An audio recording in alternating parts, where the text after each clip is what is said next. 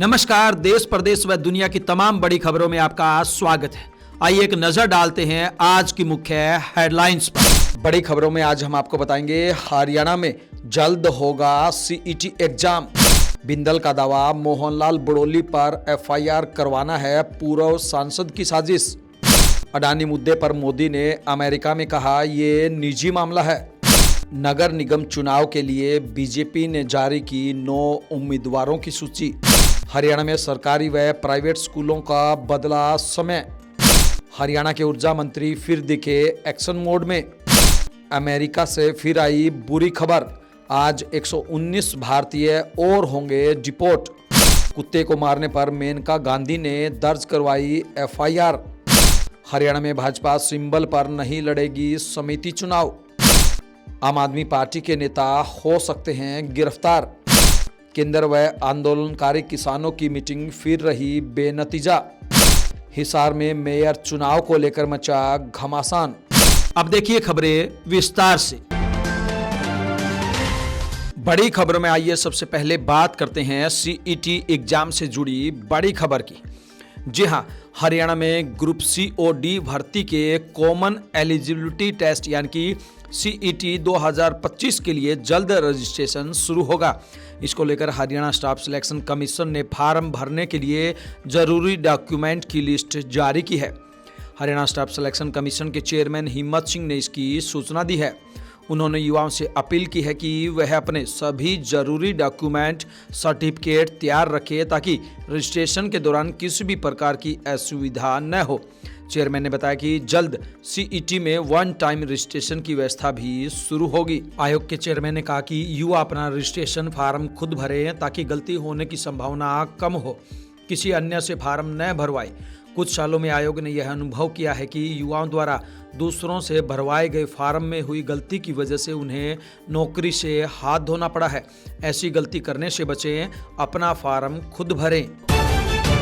Haryana BJP अध्यक्ष मोहनलाल बड़ोली व singer Rocky Mittal FIR case में भाजपा के ही पूर्व सांसद का नाम सामने आया है। हनी ट्रैप केस में अरेस्ट सोनीपत के भाजपा नेता अमित बिंदल ने दावा किया है कि कसौली एफआईआर केस के पीछे पूर्व सांसद हैं, जिनके कहने पर उसने महिला को केस दर्ज कराने का दबाव बनाया। इसके लिए उसे 50 लाख का लालच दिया गया। पूरी साजिश उसने यानी बिंदल ने ही रची थी। बिंदल ने यह भी कहा कि भाजपा के ही कई नेता इस मामले को उछाल रहे हैं। बड़ोली के खिलाफ महिलाओं के प्रदर्शन के पीछे भी यही नेता था। बिंदल का दावा है कि बड़ोली को अध्यक्ष पद से हटाने के लिए यह पूरा खेल रचा गया। वे हाईकोर्ट जाने वाले थे, लेकिन उससे पहले ही रॉकी मित्तल को भनक लग गई और उसने हनी ट्रैप का केस दर्ज करा दिया, जिसमें वे गिरफ्तार हो गए।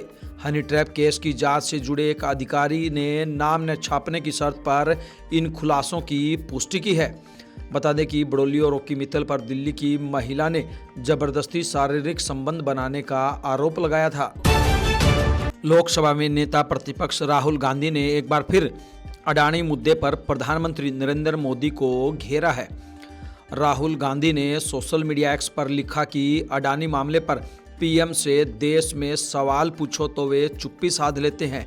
जब विदेश में सवाल किया गया तो इसे निजी मामला बता दिया। दरअसल पीएम मोदी से अमेरिका दौरे पर पत्रकारों ने सवाल पूछा था कि क्या राष्ट्रपति ट्रंप के साथ मीटिंग में गौतम अडानी के केस पर कोई चर्चा हुई। इस पर प्रधानमंत्री मोदी ने जवाब दिया कि ऐसे व्यक्तिगत मामलों में हमारे बीच कोई बातचीत नहीं हुई है।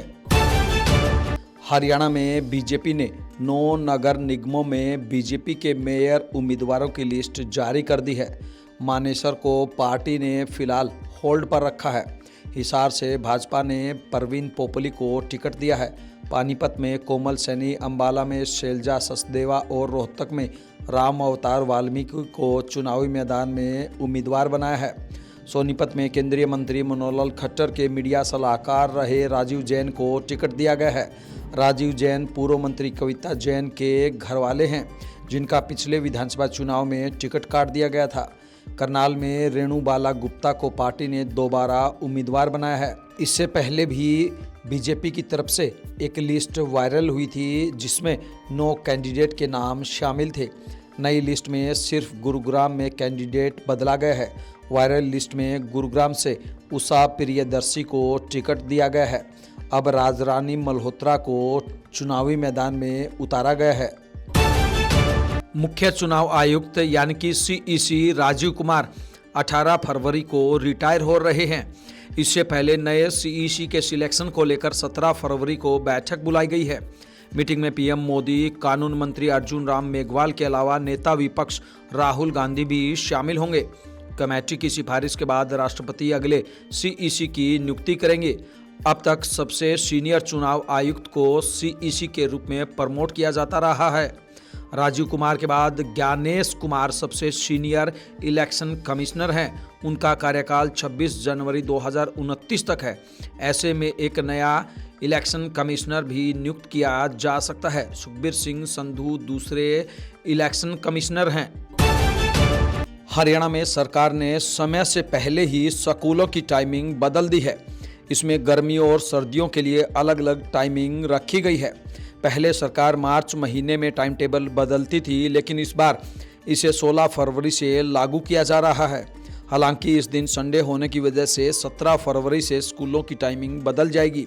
इस संबंध में स्कूल शिक्षा निदेशालय की तरफ से आदेश जारी किए गए हैं। यह आदेश सरकारी के साथ साथ प्राइवेट स्कूलों पर भी लागू होंगे। हरियाणा के ऊर्जा मंत्री अनिल विज के तेवर लगातार बरकरार हैं। 2 फरवरी को रोहतक में बिजली सेवा केंद्र के औचक निरीक्षण के दौरान लापरवाही बरतने वाले कर्मचारियों से ऊर्जा मंत्री ने स्पष्टीकरण मांगा है। इन सभी कर्मचारियों को 3 दिनों के भीतर शिकायतों के निदान में होने वाली देरी के कारणों का स्पष्टीकरण व उत्तर देना होगा, अन्यथा संतोषजनक उत्तर न मिलने पर अनुशासनात्मक कार्रवाई इनके खिलाफ की जाएगी। आइए बात करते हैं अमेरिका में रहने वाले भारतीयों से जुड़ी एक और बुरी खबर की। जी हां, अमेरिका से 119 अवैध अप्रवासी भारतीयों का दूसरा बैच शनिवार की रात 10 बजे पंजाब के अमृतसर में पहुंचेगा। इसमें पंजाब के 67 और हरियाणा के 33 लोग सवार होंगे। विमान के अमृतसर में लैंड करने के समय को लेकर स्थानीय प्रशासन ने कोई पुष्टि नहीं की है। 16 फरवरी को भी रात 10 बजे एक और विमान अप्रवासी भारतीयों को लेकर आएगा। इससे पहले 5 फरवरी को अमेरिकी सैन्य विमान C-17 से 104 भारतीयों को अमृतसर पहुंचाया गया था। इन लोगों के हाथों में हथकड़ी और पैरों में बेड़ियां डालकर लाया गया था। इस बार भारतीयों को कैसे डिपोर्ट किया जाएगा, क्या उन्हें फिर से हथकड़ी बेड़ियां पहनाकर भेजा जाएगा, इसे लेकर कोई जानकारी अब तक सामने नहीं आई है। वहीं अमृतसर में मुख्यमंत्री भगवत सिंह मान ने कहा कि पंजाब में अवैध अप्रवासियों के विमान उतारना गलत है। यह पंजाब को बदनाम करने की साजिश है। जो लोग गैर कानूनी तरीके से अमेरिका गए थे उन्हें डिपोर्ट किया जा रहा है। पहले भी जो लोग डिपोर्ट हुए थे उनमें अलग अलग प्रदेशों के लोग शामिल थे। फिर विमान अमृतसर में क्यों उतारे जा रहे हैं? भिवानी में 3 लोगों ने कुत्ते को डंडों से पीट कर खत्म कर दिया। इसके बाद उसे गली में घसीटा गया। इन लोगों का आरोप था कि कुत्ते ने युवक को काटा है। इसके बाद महिला के घर पहुंचे। महिला से पहले कुत्ता गेट से बंधवाया, फिर उसे मारना शुरू किया। पड़ोसियों ने आरोपियों की कुत्ते को घसीटते हुए की वीडियो बना ली, जो अब वायरल हो रही है। महिला इस कुत्ते को 5 महीने से पाल रही थी। इस मामले में पूर्व केंद्रीय मंत्री मेनका गांधी के संज्ञान लेने के बाद एक नामजद सहित 3 लोगों के खिलाफ केस दर्ज किया गया है। मामला भिवानी के न्यू भारत नगर में सामने आया है। हरियाणा विधानसभा के पहले ओरिएंटेशन प्रोग्राम के लिए लोकसभा अध्यक्ष ओम बिरला चंडीगढ़ पहुंच गए। वे यहां हरियाणा राज्य विधानसभा परिसर में 15वीं विधानसभा के नवनिर्वाचित सदस्यों के लिए आयोजित 2 दिवसीय ओरिएंटेशन कार्यक्रम का उद्घाटन करेंगे। इस कार्यक्रम में केंद्रीय मंत्री, संसदीय समितियों के सभापति, संसद सदस्य और विषय विशेषज्ञ हरियाणा के विधायकों को प्रभावी एमएलए कैसे बने इसकी जानकारी देंगे। फरीदाबाद के सूरजकुंड में चल रहे 38वें अंतर्राष्ट्रीय हस्तशिल्प मेले में दूसरे राज्यों से आए हस्तशिल्पी मेला अधिकारियों से अपना जमा किया हुआ पैसा वापस मांगने के लिए उनके ऑफिस के चक्कर लगा रहे हैं। दुकानदारों का आरोप है कि मेले में पैसे लेकर कुछ दुकानदारों को प्राइम लोकेशन पर दुकानें दी गई हैं, लेकिन बाकी को ऐसी जगह दुकान दी गई है जहां पर कोई ग्राहक नहीं पहुंच रहा है। जब वो रिफंड के लिए मेला अधिकारियों के पास गए तो उनको धक्के मारकर वहां से निकाल दिया गया। सोनीपत के गन्नौर में एक सामाजिक कार्यक्रम में जेब कतरों ने डीएसपी के ससुर, पुलिसकर्मी समेत 3 व्यक्तियों को अपना निशाना बनाया है। समारोह में डीएसपी रिटायर्ड ज्योति भनखड़ को सम्मानित किया जाना था। इस दौरान उनके ससुर, जो कि रक्षा मंत्रालय के रिटायर्ड अधिकारी हैं, उनकी जेब से भी 40,000 रुपये निकाल लिए। ये राशि बच्चों को सम्मानित करने के लिए रखी गई थी। पुलिस ने केस दर्ज कर छानबीन शुरू कर दी है। हरियाणा में जाट आरक्षण आंदोलन के दौरान हिंसा में आरोपी बनाए गए एक ही गांव के 14 लोग 9 साल बाद कोर्ट से बरी कर दिए गए हैं, जिनमें अतिरिक्त मुख्य न्यायिक दंडाधिकारी पूजा सिंगला की कोर्ट ने यह फैसला दिया है। इन लोगों ने साल 2016 से लेकर 2025 के बीच 9 साल में 56 बार पेशी भुगतनी पड़ी। 57वीं बार में कोर्ट ने उन्हें बरी कर दिया, मगर केस में आरोपी बनाने से कुछ युवाओं की पढ़ाई से लेकर कैरियर की उम्मीदें तक चौपट हो गई। जिन जिले में हिंसा को लेकर 103 लोगों पर केस दर्ज किए गए थे, इनमें से 90 से ज़्यादा लोग पहले ही बरी हो चुके थे।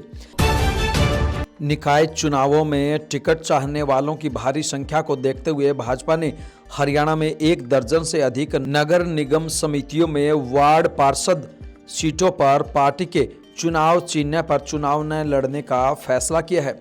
यह कदम स्थानीय पार्टी इकाइयों की सिफारिशों के बाद उठाया गया है। इसका उद्देश्य वोटों के विभाजन, उम्मीदवारों के बीच संभावित नाराजगी और टिकट से वंचित लोगों द्वारा बगावत को रोकना है। हिसार में मेयर पद के लिए कांग्रेस के टिकट के दावेदार छतरपाल सोनी की हार्ट अटैक से अचानक जान चली गई। वह उकलाना के सुरेवाला मोड़ पर लापता लड़की गुड़िया के परिजनों के साथ धरने पर गए थे। वहां छतरपाल के अचानक सीने में दर्द होने लगा। वे धरना छोड़कर कार में बैठ गए। उन्हें तुरंत हिसार के सर्विस अस्पताल लाया गया, जहां डॉक्टरों ने उन्हें मृत घोषित कर दिया। केंद्रीय गृह मंत्रालय ने मनी लॉन्ड्रिंग मामले में आम आदमी पार्टी के नेता सत्येंद्र जैन के खिलाफ केस चलाने के लिए राष्ट्रपति से परमिशन मांगी है।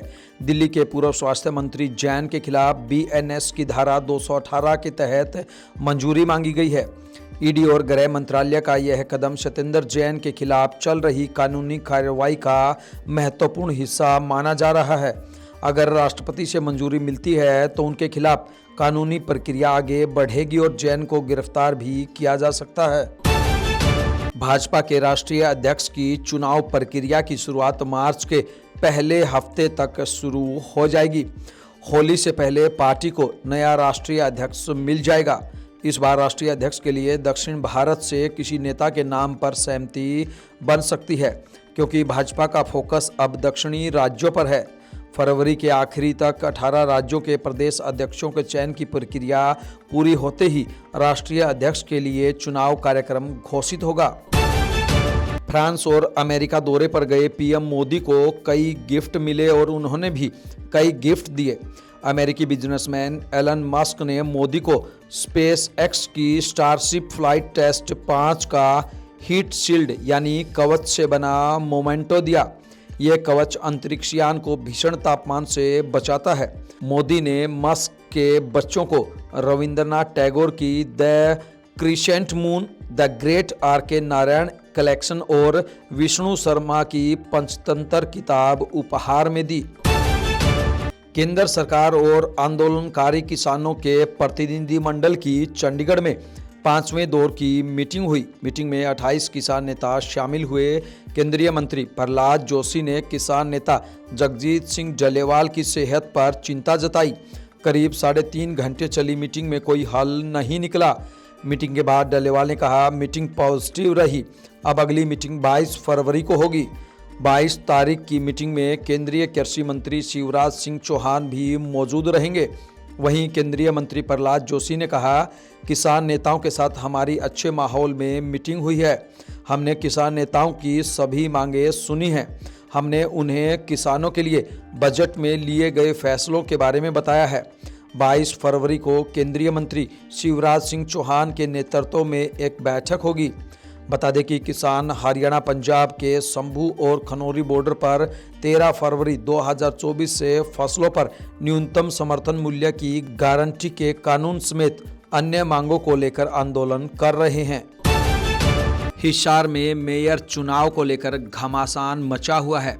हिसार में चुनाव को लेकर नामांकन शुरू हुए 5 दिन बीत गए हैं, मगर अभी तक एक भी नामांकन मेयर पद के लिए नहीं हुआ है। वहीं दूसरी ओर कांग्रेस और भाजपा में मेयर पद को लेकर घमासान चल रहा है। भाजपा ने आज यहां मेयर चुनाव के लिए उम्मीदवारों की सूची जारी कर वापस ले ली। इस सूची में भाजपा से परवीन पोपली का नाम शामिल था, मगर भाजपा ने सूची जारी करने के कुछ देर बाद ही इसे वापस ले लिया और इसके पीछे तकनीकी कारण बताया। वहीं भाजपा जिला अध्यक्ष ने फेसबुक पोस्ट पर लिखा है कि पोपली ही भाजपा के मेयर पद के उम्मीदवार होंगे। वहीं दूसरी ओर कांग्रेस के टिकट पर विधानसभा चुनाव लड़ चुके रामनिवास राणा बागी तेवर अपनाए हुए हैं। वह विधानसभा चुनाव में हार का बदला लेने के लिए कांग्रेस उम्मीदवार के सामने ताल ठोकने को तैयार है। रामनिवास राणा ने अपने सोशल मीडिया अकाउंट पर पोस्ट की है। उन्होंने जानकारी दी है कि 16 फरवरी को एक बड़ी बैठक बुलाई गई है, जिसमें बड़े घरानों के नेता शामिल होंगे और कोई ठोस निर्णय लिया जाएगा। इन तमाम खबरों को लेकर आपकी क्या कुछ राय है, आपकी क्या कुछ प्रतिक्रिया है, आप हमें कमेंट बॉक्स के माध्यम से जरूर बताएं। ब्यूरो रिपोर्ट, बिंदास हरियाणा।